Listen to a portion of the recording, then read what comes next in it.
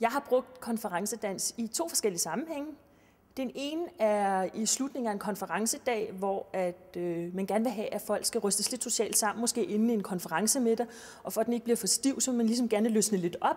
Og så kan man bruge konferencedans i en 3 kvarters tid, hvor folk får danset på kryds og tværs med hinanden. Det er sådan en social måde at gøre det på.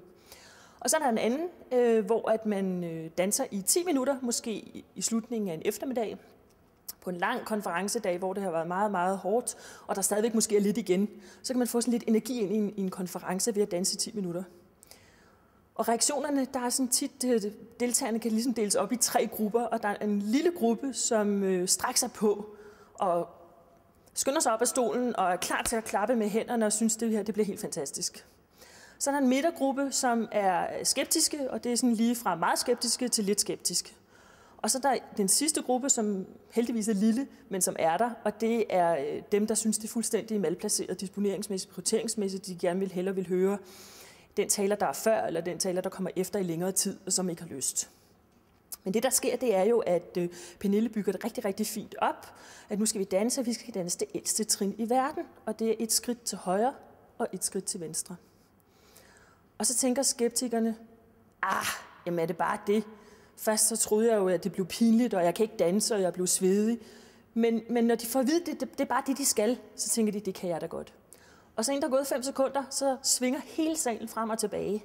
Og det giver bare sådan en kæmpe energiudladning, og man kan bare se smilet brede sig på alles ansigter. Og det er helt fantastisk, når det sker. Man kan ligesom mærke suset og glæden og energien i rummet. Så man kan bruge det på 2 måder, som en længere social seance for at ryste folk lidt sammen, og så som en lille kort energibooster i midten af en lang konferencedag. Når jeg skal lave en konferencedans, så tænker jeg, at dansen har 3 intentioner. Dels at få folk op af stolen og gang i blodomløbet, så at konferencen bliver så effektiv som muligt. Dels at få danse med dem, man sidder i nærheden med, så man får lavet netværk i en fart. Og så det tredje er at hægte dansen op på konferencens tema, sådan at dansen bliver en anden måde at gøre sig erfaringer på.